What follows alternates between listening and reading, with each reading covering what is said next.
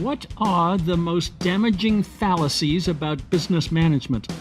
Often, they're the ones taught in business school.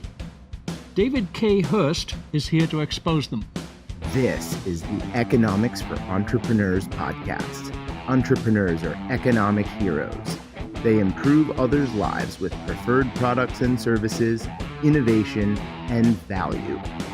We offer you the knowledge and tools to make your entrepreneurial journey a successful one by building a beautiful business.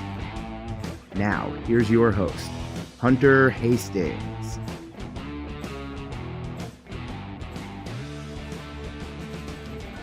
Hi, Hunter Hastings here. We are launching an occasional series we're calling Business School Fallacies. While we don't want to be disrespectful to business schools, we do want to point out the superiority of Austrian school principles and insights as the basis for business strategy and business management. And comparison with what's wrong is always a good rhetorical device to emphasize what's right. Our guest today, David K. Hurst, is going to explain to us how business schools developed in America and how they went down the wrong path. In our ebook, Austrian Economics in Contemporary Business Applications, we said the following. The business discipline, business as taught in business school and at universities and written about in business books, has inherited the same errors of positivism as has economics and psychology. All variables are viewed as measurable, and so can be mathematicized and isolated in experiments. People are automatons, and their behavior can be motivated and manipulated. There is a positivist agenda and a deterministic paradigm, and the goal is to predict. David expresses similar thoughts in the language of business. He's a business practitioner. He has stories to tell about entrepreneurship and business growth, as well as misguided acquisitions and organizational sclerosis, as well as corrective organizational dynamics. He's reflected on all this and married experience to theory, which is exactly what we tried to do in our Economics for Business project. David explains how the business school model emerged and grew, and the flawed thinking behind it. He offers a contrasting model that he calls the organic approach, evoking the nurturing ethic of the gardener rather than the mechanical and mathematical approach of the engineer. We would compare his model to what Jesus Huerta de Soto calls the Austrian model of dynamic efficiency, in which imaginative and adaptive entrepreneurs build beautiful businesses in service to customers. David evokes the beauty of business in a metaphor of flowers and forests. The vision is the same. Let's listen to David, and we'll try to advance our theme of business school fallacies compared to the superior and contrasting Austrian business model over the coming weeks and months. To introduce him formally, David K. Hurst is a prominent speaker, writer, and management educator. He's a business guy.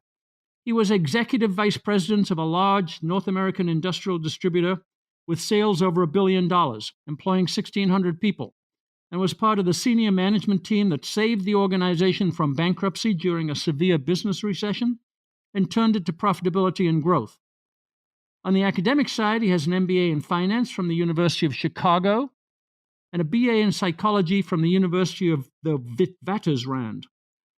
He serves as adjunct professor at the University of Regina's Kenneth Levine Graduate School of Business. He's a Harvard Business Review author and is a contributing editor to the business magazine Strategy Plus Business. David, welcome to Economics for Entrepreneurs. Thanks, Hunter. Good to be with you. Well, we're greatly favored to have you with us today. You're a deeply experienced and highly accomplished business person.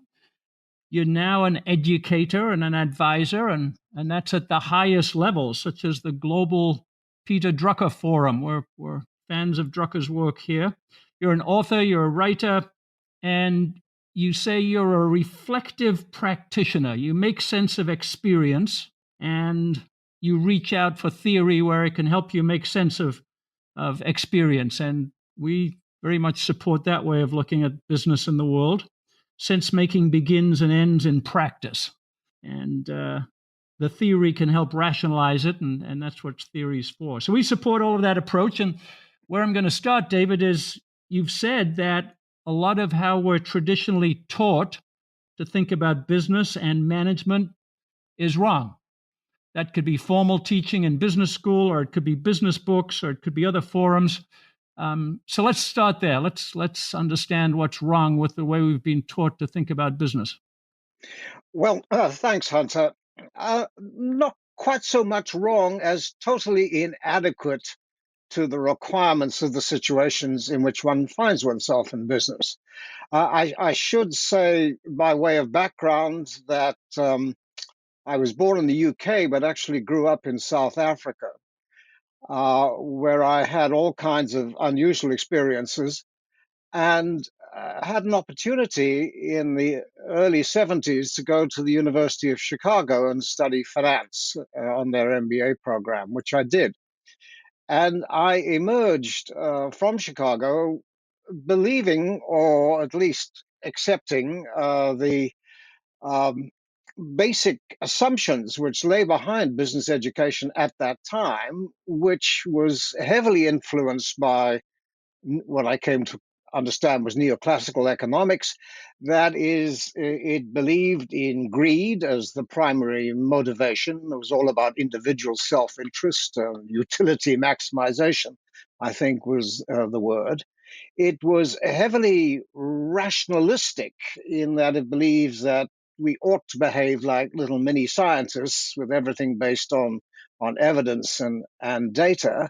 And then lastly, the focus was very much on equilibrium, that markets were self-equilibrating, and that the natural condition in organizations was stable. Stability was the norm, and change was something that you had to manage. And that if things went awry, it was mainly because you weren't following standard procedures. And so management was essentially about allocating resources. There was nothing about innovation and making sure things ran in a steady, linear, rational fashion. When I got out into the real world, I found that these principles were, well, wrong. That people acted for all kinds of reasons that had nothing to do with their own self interest. Sometimes there was greed, but often there wasn't. Um, that people were not rational, certainly in the mini science sense, and that the economy and businesses in general were far from stable. And in fact, whenever I joined a business, it seemed to get into trouble. And at first, because of my education, I thought it was me. Obviously, I'm doing something to destabilize things. But then I realized that, of course, the linear, stable, rational model is the way academics think businesses ought to run if only they would listen to them. And in fact, you can't run them that way because the world is nonlinear, it's dynamic, it's not rational because we're not just lone individuals. We also work in collectives, in communities, and of course that stability and change are intrinsically entangled with each other. And I went through one particular experience. This was by now in the early 80s, and I had emigrated to Canada, which is where I currently live. And I started working for an industrial distributor as a financial planner, I think I was. And within a few months, we were put in play. We were a public company on the stock exchange, Toronto Stock Exchange. We were put in play by a green mailer. Green mailers at the time, if you remember, were folks who came in and bought the stock and promised to act up unless they were bought out, hence the Mhm. term of green mail, um, which triggered us into a takeover play and a leverage buyout with far too much debt on the eve of the Great Recession of 1982, which, if you can remember back that far, was characterized by very high interest rates, up to 25% plus, and a sharp drop in demand for everything. So we were acquired on the eve of this recession by the son of a brilliant entrepreneur very wealthy, had made two fortunes, one in steel fabrication and the other in real estate. And we were acquired by his son in this leveraged buyout, borrowed from our bank, who was only too eager to lend money to such a wealthy family. Um, However, it turned out to be rather more complex. The family was highly dysfunctional. The son had not got permission from his father, and he hadn't even discussed it with his two brothers, who were joint shareholders of the takeover vehicle. So they read in the papers that they were each going to be on a hook for about 100 million personal guarantee, and they were not amused. And over the next 6 weeks, we were swarmed over by all their advisors. They all had a different coterie of accountants and consultants and the like. And it turned out far too much had been paid for us. And the family, in fact, the father sat on the board of our bank and told the bank to withdraw the loan, which they did. And so we found ourselves looking to finance. It was only $300 million, but back in the 1980s, that's probably equivalent of about $1 billion today. And just as the 1982 recession hit, so we went insolvent overnight, but not before. Another bank had agreed to finance it just before everything fell apart. And so we found ourselves insolvent, but owing the bank so much money, it was their problem, not just ours. And that was one of the lessons I learned, that either you have to owe the bank very little or a whole lot. Mhm. Otherwise, you have a problem. Yeah. So, what were we to do? We were merged with the purchaser's steel fabrication business, which, as far as could tell, had not made a profit in about 20 years. And Budget was a place where you rented a car. The whole thing was run in a very informal fashion, with about 700 people reporting to the lone entrepreneur. Quite chaotic. And so we ended up with about 19 different challenges that didn't fit into anyone's job description. One challenge, for instance, was that the fabrication company was building a bridge across the Mississippi, and a huge bridge. In fact, it was the first stable Cade bridge to be built across the Mississippi to carry an interstate. And they were 6 months late. They were being sued by the state of Louisiana for liquidated damages. And the cables, which were polythene coated steel made in Switzerland, were rusting. And so you get that kind of problem. Problem. What do you do? And Yeah. we formed small, informal teams of folks we felt we could trust. They had to be generalists because we didn't have any cable stayed bridge building specialists in our business, and the times were frantic. And so we formed these 19 teams and sent them off to just find out what they could discover on the ground. They went to Louisiana. They went all over the North America to look at projects and plants and activities of various kinds that were in deep trouble. And I can't tell you how different this was from our organization before the crisis. Our steel distribution business or industrial distribution business had been conventionally organized with a hierarchy and extensive planning. We had 3 books of manuals on how the world should work. People went through career paths, they had job descriptions, the usual paraphernalia. And of course, that proved totally inappropriate for our conditions. We needed small, agile is the current word today. Right. And at this stage, I'll cut the long story short, but over the next 4 years, we were turned upside down. The hierarchy receded into the background. It didn't disappear, but it went into the background, and the teams, we call them hunting teams, came to the foreground. And we were turned inside out because this was no longer about individual self interest, which the formal hierarchical organization caters to. This was about the survival of the community, it was survival of organizations, it was different communities all over the countries of Canada and the States. And so we turned inside out. We became much more concerned with community than we were with individual success or failure. So it took us 4 years. We went through the fires and eventually came out the other end with new owners and new bankers and recapitalized business, which emerged just in time to benefit from the boom of the late 80s. And I think we went into the crisis with $700 million in sales and about 4,000 people. We came out with $220 million in sales and 700 people.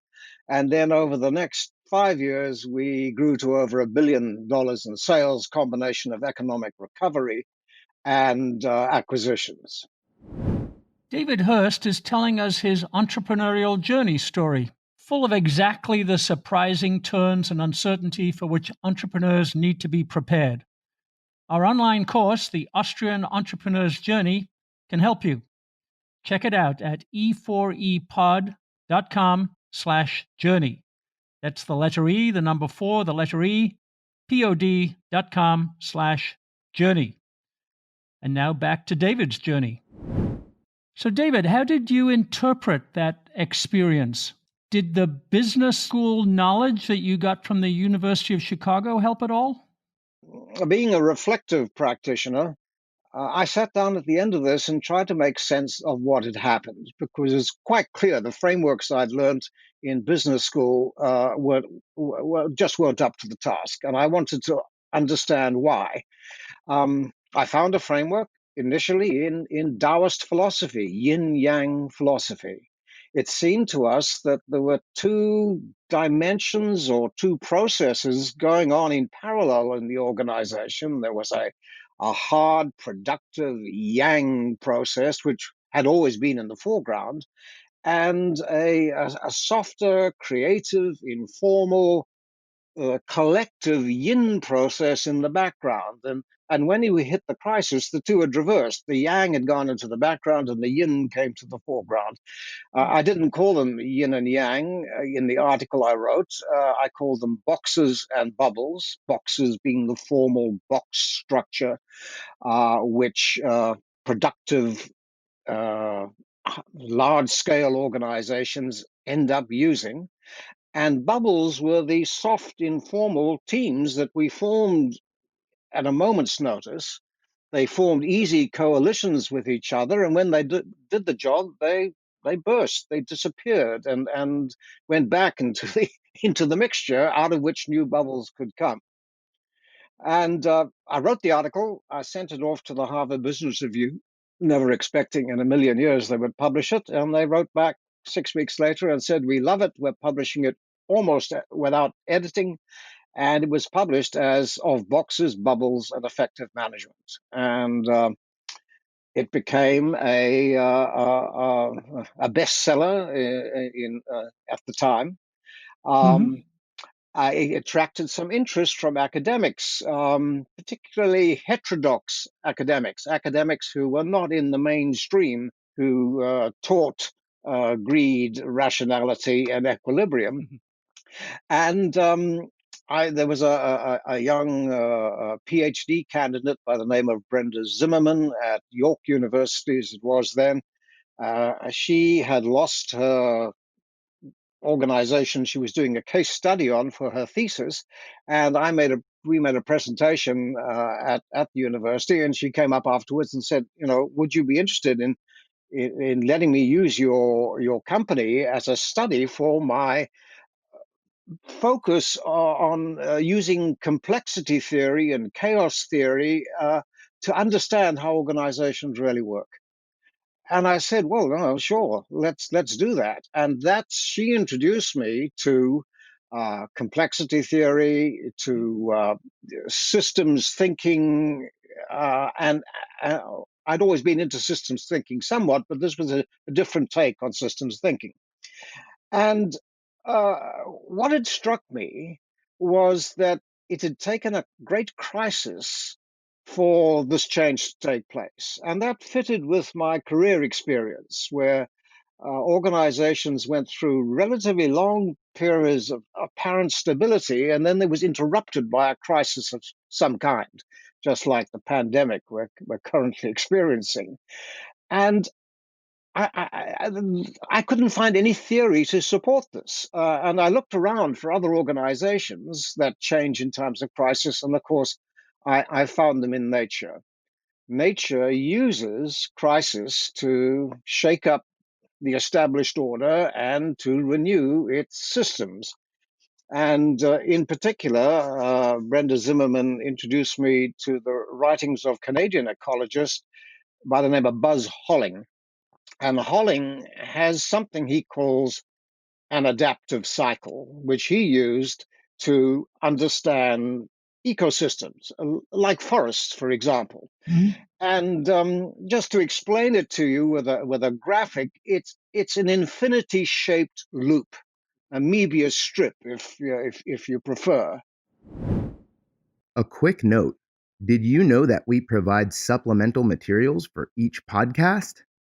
Listening to and understanding the key takeaways from our expert guests helps you think better about building a more beautiful business. Taking direct action and implementing these strategies is when the real work begins. Take a concrete, immediate step to implementing a better business model today by downloading the show notes and business tool we've created for this episode. Visit Mises.org/E4EPod. That's MISES.org/E, the number 4EPOD, and click on today's episode. Now, back to our interview. For people listening, we'll publish one of your diagrams on our notes page after the podcast is released. So follow David's description, but we'll also give you the illustration. And please Yes, continue. absolutely. Well, I will try and do it as graphically as possible. Yeah, do. And so you have this infinity-shaped loop, and you can begin anywhere on it. But for argument's sake, let's think about a forest, particularly a lodgepole pine forest, the kinds that you find in the Rockies, up and down the west coast of North America. And the lodgepole pine begins in an open patch where there's equal access to sun and rain, and everything grows. And the initial growth in that open patch, and we're on the bottom left of this figure eight lying on its side, are of course weeds. They are the entrepreneurs of the natural world, or certainly the flora world. The weeds are the first movers. They come in. There's equal access to sun and rain. Everything grows like crazy, and there's no competition until they start bumping into each other. And at that stage, in order to survive in an environment where there's emerging competition, you've got to start to build economies of scale. And the next, what appears in this ecology are the shrubs. The shrubs sink a root to get to the water quicker. They put up a branch and leaves to get to the sun and cast shade over the weeds, and they outcompete them. They're more efficient in the way they use resources, and they start to build scale. And so you see this forest succession, as it's known, where the weeds are supplanted by the shrubs, and then the shrubs are supplanted by the fast-growing trees, which might be aspens, say, in the mountains, which are very Mhm. fast-growing trees, and they have even greater economies of scale. They grow higher, and they sink their roots deeper, and they actually form a community with each other. Their roots entangle with each other, and they outcompete the shrubs. And then eventually, and this is idealized, it varies from system to system, the fast-growing trees are supplanted by the conifers. in this case, the lodgepole pine. And it grows straight and tall, gets to the sun first, shades out everything else, and grows beautifully. And at that stage, it's a mature forest. And it, ecologists used to think that this was the end of the process. And it certainly marks a slowing down of the growth process, because now the ecology is populated with these tall conifers, these tall lodgepole pines.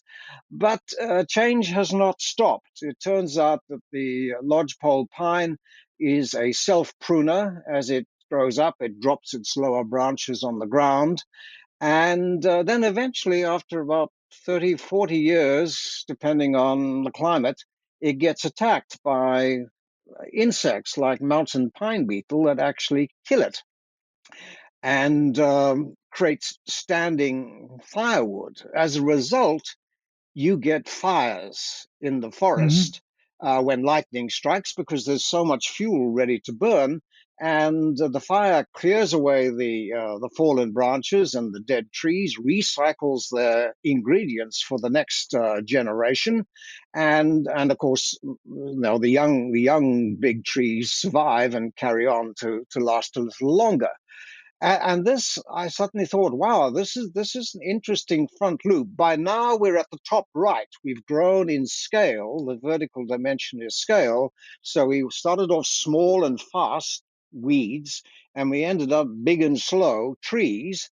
And then the forest had to renew itself by burning the obsolete, decadent growth to create the space into which new growth can come. And at that stage, it drops down into the bottom of the right-hand side, and you start to build a new community as you travel up to the top left, which is essentially community out of which new growth will come. And so you go around and around this infinity shape loop, with the forest existing for indefinite periods of time, once again, depending on climate change and how fast everything's warming and changing. But I suddenly thought, well, this is how an ecosystem survives. And it's instructive that in the 1880s, when the US Park Service got responsibility to look after the parks, their initial effort was, in fact, to put out fires in the forest. Their mandate was to make the trees big and beautiful, and obviously fires destroyed trees. And they thought, well, we need to stamp out fires. We want big, beautiful trees, and they did that very successfully from early 1900s on until the 60s and 70s. At which stage they started to get fires that they couldn't put out. Because it turned out, by trying to keep the forest too stable, you were interfering with the natural process of destruction and renewal, and you could keep small fires out, but eventually you were building fuel on the ground and you got fires you couldn't put out. So in 1988, they had that huge fire in Yellowstone. And I read about this story and I thought, oh, wow, isn't this what happens in our large corporations, large scale corporations, as well as government, is by trying to keep them too stable, we actually set them up for eventual crisis. And all of a sudden, I had a sense-making model of how the world worked. Because it works, not only in natural ecologies, but also in human systems as well, and certainly in organizations. And at that stage, a sort of revelation came over me, and I've always been a closet academic. And I find I could read stuff and understand I'd never been able to understand before, like sociology and philosophy and all these big things. And I start to set out onto an inquiry as to, how does this all fit? What does it mean? And how did the business schools get to teach this totally inadequate model? And what I discovered, of course, was that the period when the business schools adopted this model was the late 1950s. And that was in the aftermath, of course. The World War had ended in 1945. The US had emerged victorious, the liberator of the West, the savior of mankind. They were the only industrial economy, large industrial economy, that had not been devastated by the war. And of course, with the generosity of the Marshall Plan and so on, the defeated Axis powers were, uh, customers to rebuild their economies, which had been totally devastated. And so when the business schools were reformed in the late 50s, because they were seen as really vocational training colleges, they weren't seen as academically serious. When they were reformed, it was all about how to come up with systems to produce economies of scale, how to produce more of the same. The steel business, which I was on the fringe of and I understand a little bit, US Steel, for instance, was using open hearth furnaces in the early 60s. And these were totally obsolete technology, very inefficient, highly polluting. And but of course, they had tremendous demand for steel for rebuilding the world, and there was no reason to change. They were making money like bandits, and there was growth, there was prosperity. I mean, even in the political debates today, we hear the 50s and 60s look back on with great nostalgia when we had our story together, we knew who we were, and if you were blue collar without education, you could get a great earning job and have a homemaker at home and two cars in the driveway, and it was the middle class dream. Um, and so the theory that emerged was how to perpetuate this success. And of course, then the story changes from there because, as the ecological mantra says, nothing lasts unless it is incessantly renewed. And, the Japan and Germany rebuilt. And when they rebuilt, they didn't put in open hearth furnaces. They came back with electric furnaces, scrap fed, which were far more efficient and Right. cleaner and cheaper. Um, they came back with new technology, and all of a sudden, the story started to change. It wasn't being able to produce more of the same. Now you had to innovate. And of course, the whole notion here is that the organization structure required to run something with economies of scale, a very mechanical, machine like, um, productive hierarchy, is very poor at innovation because those are exactly the dynamics that you've got rid of in the pursuit of efficiency, in the pursuit of low prices. And so it seemed to me that organizations needed a better balance. Anyway, but the theory used that business people use to support them in this productive model was, of course, neoclassical economics. They appealed to them to explain why it was all focused on greed, self-interest, why it was all about rationality, and it was all about stability, keeping things the same. I know you Yeah. don't have a dog in the fight, David, but our Austrian economics school believes the opposite of all those things. We believe in Well, the of course, flexibility and and adaptiveness and things. that's when I discovered mainly Hayek. Friedrich Hayek Yeah, has been my guide, and I know. good. Yeah, some Austrians don't regard him as authentically Austrian. I mean, he's obviously ethnically he's Austrian, but they don't regard his economics. And in fact, his economics, No, no, no, no. He's a great he Austrian economist. He wandered into some other fields later in life yes. at Well, I University of actually I Chicago. actually rather liked his other fields. I think he had interesting to say. My Oh, he favorite does. book of his is The Fatal Conceit, which was his critique of socialism and central planning, and I'm with that. That the world is just too Oh, yeah. complex He's to do 100% that. right. But it seemed to me that applied to the corporate world, the mini socialist structures. I mean, when I graduated from business school, the Fortune 500 were the sort of last refuges of Stalinist bureaucracy. I mean, that's the way they worked. The people at the top were dictators. No other word for Yeah, it. there were central planners. I think that's a good They were analogy. central. They were central planners. So Yeah. Hayek's critique applied to them. Applied to them as well. And of course, I was very keen to make them much less rigid. Now, I think there's very real limits as to how innovative you can make these large scale organizations. Nature does not rely on large trees to reinvent themselves. She sweeps them away with flood and fire and wind and pestilence, and then recycles the ingredients for the next generation. So Yeah, and it's yeah. an interesting discussion, David. There's nothing inherently wrong with scale uh, as size itself, but as you point out, that becomes bureaucratic, sclerotic. It's about retention, not innovation, and so we shouldn't be thinking in antitrust terms of scale. We should be thinking in effectiveness terms. It just doesn't work anymore.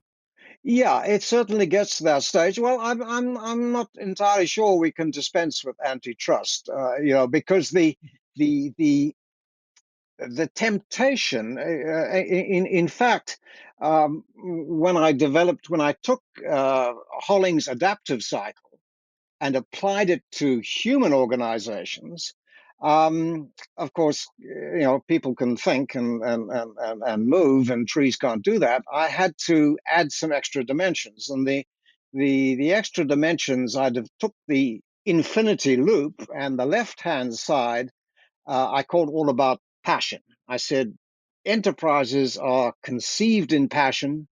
They are born in communities of trust and practice, and that's how the first stage is one of passions. And Mm-hmm. then most of them actually die in that stage. They're still born. But those that come up with a recipe for success, something that works, they move into the next stage, which is reason. They start to connect cause and effects. This produced a good result. This is our segment. This is our product. This is where we should be.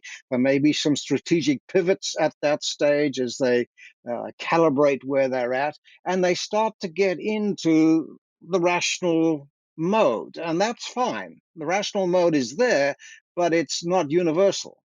And then they grow like crazy, and it's really about more of the same. And this is the American economy in the 50s and 60s, tremendous growth, organizations going global, growing like crazy. And then they get to the limits that the market is just about as big as we can serve. They start to think about making acquisitions. They start to head towards essentially thinking like monopolists or oligopolists. They want to get more control of the market. And the third stage on the right hand side of our infinity loop is power. Mm-hmm. This was something that we never really talked about in business schools. In fact, I felt the business schools used rationality to cloak power. And this is certainly what I found in practice. When I went out into the real world and worked for some large organizations, you would be asked to look at an acquisition, and you would come up with some spreadsheets showing, possible impacts based upon various assumptions. And then particularly with the emergence of the computer-based spreadsheet, where you can produce these things very quickly and as Right. many of them like, the boss would come and say, "Well, I want to do this deal, so find me some assumptions that make it work." Right. And so instead of getting evidence driven strategy, you got strategy driven evidence where, people want, and it was totally inverted. The process was actually a process of power. The boss is saying, "This is what I want to do. Find a way to do it," and we had left reason. We were now in the power phase, and I'm afraid that this is where everything ends up. It ends up Yeah. in structures of power. It ends up with elites in the case of the political process. Michael Porter has just written a very interesting book on what he thinks has happened to the American economy, and that essentially it has got stuck in what I would call a power trap. There are traps, whirlpools at each end of the infinity loop. On the right hand side is a power trap, a rigidity trap, a competency trap. It's not a This is not a moral judgment. It's just, you're very good at doing these things. Why would you Yeah. change? Let's And keep then on doing the it. left, Right. of course, is the entrepreneurial trap, where you're trying a zillion things and nothing is working and nothing wants to break out and come on. So, hence, to get back to the monopoly thing, we have to be very wary, and this is true at the political level as well, of getting caught in power traps where it's all about getting elected if you're a politician, and it's all about keeping your job and rationalizing what you're doing using uh, neoclassical economics. Right. I want to make the leap, if you don't mind, from that scale and that economy level to um, the ecological mindset for the business manager today, because you've said some really fascinating things about how to manage in this manner that you suggest. Let me mention one, which is, you say that act and learn is the right way to use experience as a source of input. You say act ourselves into better ways of thinking rather than think our way into better ways of acting, which is a very impactful phrase. So tell us about acting ourselves into better ways of thinking. Exactly. Um, I had the opportunity, as in my business career, to work with entrepreneurs, and the situation was, I was with a very acquisition-minded industrial conglomerate. They would snap up small entrepreneurial businesses, and they would put me in for 3 months to work alongside the entrepreneur who had sold them the business, and understand what was needed for it to be folded into one of our larger units, which would then pursue economies of scale. I mean, classic acquisition to build scale kind of process. And I would sit alongside these entrepreneurs and see how they worked. And I mean, they weren't applying any abstract principles. They had one case particular, I remember, the guy, he was Austrian, but not an economist. He was a tool and die maker in Austria. And he had Mm-hmm. come out to South Africa, and he had set up a tool and die business to make stampings and drawings. I'm talking metal drawing now, fuel tanks, in fact, for the automotive industry in South Africa. And this guy was a wizard on the technology of stamping and drawing, being able to do deep draws in one draw that his competitors took 5 draws to do, and so on. It was just know-how, practical knowledge, and and everything really moved from there. He wasn't dealing in abstractions at all. It was all about practice, and things emerged on the shop floor. Oops, okay, so that's interesting. He was continually experimenting, tinkering, and he was hugely successful because he had this extremely efficient, effective process, and he was not intellectual in the remotest. Mm-hmm. If you tried to ask him what principles are you operating by, he wouldn't be able to tell you, and that was okay. It's the power of practice, and that the actions come first and the words come later. Yeah. Um, and so, as I see any particular enterprise, and I put them on my infinity loop, you got traps on each side. You got the power trap where you get really stuck, and you can't, particularly if you're a public company. Going public for me is an absolute watershed in this process. It pushes you to the top right of the infinity loop. gives you a Hmm. determined shove there, because all of a sudden it's about finance and short-term outcomes and quarterly earnings, and I mean, you're addressing an audience whose interests are very different from what they were when you were an entrepreneur, small scale, bottom left. And uh, so there's that trap on the right hand side, and then there's the left hand trap, which is the entrepreneurial trap, which is you're trying a zillion things and nothing's working. And I said, well, clearly there must be a zone in between where you're big enough, but you're not falling into that success trap, power trap, but at the same time, you've got a program of innovation that you're working on that's producing enough innovations to come into the business and keep people creative and thoughtful and so on. And so what I saw was this space, this zone in between, which was on the left-hand side, it was all about acting your way into better ways of thinking. And on the right-hand side, it was about thinking your ways into better way of acting. And the two are melded together. It's a dance, if you will, between the two sides. You're trying to weave in the middle here, balancing in a very dynamic way, the way nature does in the forest. It's continual balance between new Yeah. patches with new growth and the next generation coming in, and the old patches, the mature businesses and operations and products that are giving you your daily bread, and you need them both. And Yeah. so So, it was this weave which was important. yeah. So, David, another phrase, tell me if it fits into what you've just described that I read in your book, which was really also impactful. This managing like a gardener analogy or ecological analogy. You say, help things happen rather than make things happen. Tell us about that mindset. How Well, does that work for people? exactly. You see the way you come out of business school, or you came out of business school in the 1970s, was thinking about the job of management as like an engineer.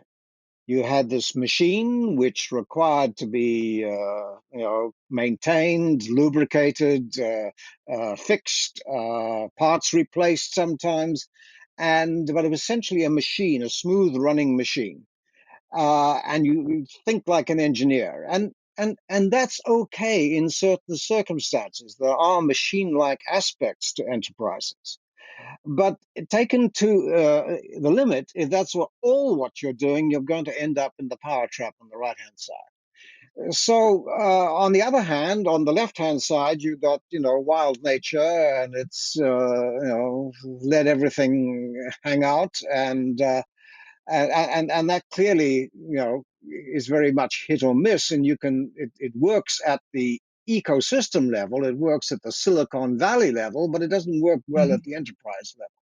So I see the manager in between as a gardener, and the gardener has engineering aspects, but they also have wilder aspects to them. The gardener creates the conditions in which, in the case of enterprises, people can grow. They grow people. That's what it's all Hmm. about. And so I see this gardener as the one being able to conduct this dance, this weave between mechanical. I mean, sometimes you need to dig up the soil and replace it. You may need to tear down existing plants and put them on a bonfire and burn them, break out the chainsaw and so on. At other times, you need to supply structure, lattice on which they can be trained and pruned and all that kind of stuff. And so the gardener seemed to me to capture this duality to Right. the manager's task. One other thing that you've said is that this chasing the numbers, making the numbers, that's a little bit of a challenge. And you said, or a problem, and you said non-measurable results are a big part of the solution. Which particular non-measurable results are you thinking about? Well, as you know, as we said at the outset, I'm involved with the Drucker Society in Europe, and Hmm. Drucker. I like Drucker's stuff, and of course he was Austrian, and so he had this same duality to him. But of course, when he began his writing, it was in a time when management was still very intuitive. It was the practitioners and the business schools had nothing but old timers telling war stories, and so Peter Drucker emphasized the possibility for rationality in management, because that he was leaning towards that side because that's what it required. In the process, however, he acquired a reputation for this and has had attributed to him um, uh, phrases like, if you can't measure it, you can't manage it. And it turns out that this is completely wrong. He not only didn't say that, he actually said the opposite. And he said there are a lot of unmeasurable things which are absolutely valid and are absolutely critical, because he says measurement is always about the past. It's always about what happened. He says the things that really matter are the unmeasurables that refer to the future. And the example he gives is the ability of the enterprise to attract young, highly motivated people. He said, if you can't attract these people, eventually it'll show up in the numbers, but it's not something you'll see in the numbers right now because it hasn't happened yet. It's straws in the wind. And for me, this was an entrepreneurial sensibility, which I think was absolutely critical. In the steel delivery business, I can recall not very often because it was very early. I get up at 4:30 in the morning. They put an air seat in the passenger side of a steel delivery truck, and I'd go out with the driver delivering steel to your customers. And you think, well, senior manager, what are you doing that for? Well, it's interesting because this guy ends up in the customer's yard. And who else is in the customer's yard? Why, your competitors. What are they carrying? What kind of product are they carrying? And oh, by the way, how busy does the customer look? Is their plant busy? If you talk to the foreman and you ask how business, what do they say? It turns out that your drivers are potentially capturers of these unmeasurable factors, because you're not going to get any metrics on whether your customers are busy, but drivers are eyeballing it on a daily basis. So You can see it. Yeah. how do you capture that information? How do you turn your driver into an entrepreneur? Thinking like an entrepreneur. What does this mean in terms of our priorities, the kinds of results we're trying to achieve? And in the steel business, which the economists say is a commodity business, they're quite wrong in that. In fact, you can only make money in the steel business if you don't think of it as a commodity. But it's all about having 1,000 people doing 1% a little better. There's no great technology, there's no product breakthrough, but it's all about being able to serve the customer, adding knowledge to the transaction. So you're not just selling commodity, you're selling solutions to problems, essentially. And that all is based upon this non-measurable aspects of getting everybody in the organization talking to each other about what's happening, about what they're seeing every day, because that's where it's happening on the ground. And this is all part of acting our way into better ways of thinking, getting ideas, seeing them emerge, the opportunities emerge out of what we're doing, out of the action. Good. Well, David, we're going to have to wrap up for time reasons. We've got a lot more to talk about, and maybe we'll do it on another occasion. But I don't want to put you on the spot, but think about our core listeners here. We think of what the government derisively calls small business, but it's actually the entrepreneurial businesses and the growth businesses. If you think of businesses up to 1,000 employees, that's 99.9% of all the employing businesses in the USA. But it's not Apple and it's not Amazon and it's not General Electric, obviously. Can you help our business owners and managers think about how best they can start applying this manage like a gardener and act and learn kind of Well, approach? I think it needs a change in overall government policy, which has tended to favor the large scale. Hmm. Uh, and I'm not a great fan of the leverage buyout people now called private equity or whatever you Hmm. want to call them, because I think it's actually a recipe for liquidation of the business, the shareholder value movement, which once again came out of a crude Chicago, interpretation of Milton Friedman. right?